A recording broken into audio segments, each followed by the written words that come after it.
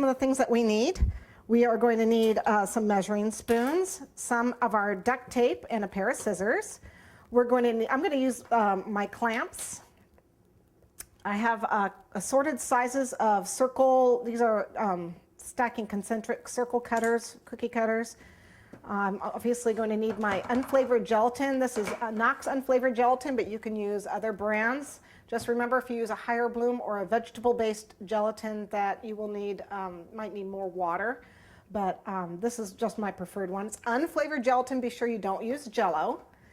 I'm going to need some styrofoam balls. I am going to use, this is a balloon pump in my instructions on how to make a balloon animal, because I don't know how to do one. So, but our way is really easy. And then I have some of the balloons that they use for balloon animals. Now, when we bought these balloons, they came with the pump and the instructions. It was a set, so it was really convenient. You can get that at a party store or at a department store. A lot of the drugstores like Target and Walmart and stuff actually carry this in the set. Even our local drugstore, like they have Walgreens and CVS and those, they carry them. So you can find these practically anywhere. We're going to need some different color fondant. I need some chocolate brown. This is actually chocolate fondant.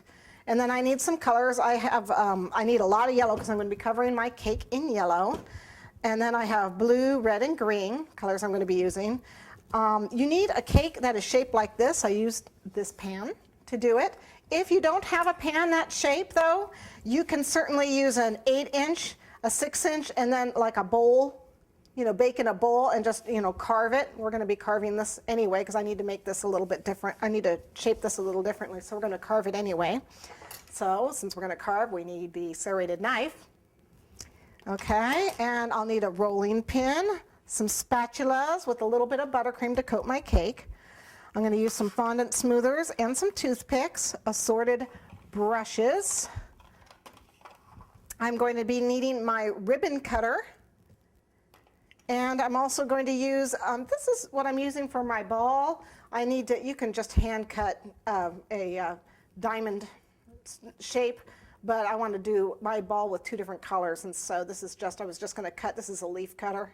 I was just going to cut out a leaf and just put it on there, 3 of them over the ball. You'll see how I do it. It's really kind of optional. These are actually makeup sponges. These are those triangle makeup sponges that I'm going to be using to help make the ruffle that goes on the base of the hat. And then I cut them. I gave them a cut. They were triangular shape. They actually come out, like this. They actually come out straight. And they're makeup sponges, and they come in a giant bag. And so I just took a bunch of them and cut them down. You'll see why. I also have for the baseboard, I actually was going to just pattern my baseboard, so I'm using a textured sheet that is a wood grain, but you don't have to do that. If you have a rolling pin, that is a wood grain rolling pin, or if you just want to do a plain baseboard, by all means do a plain one.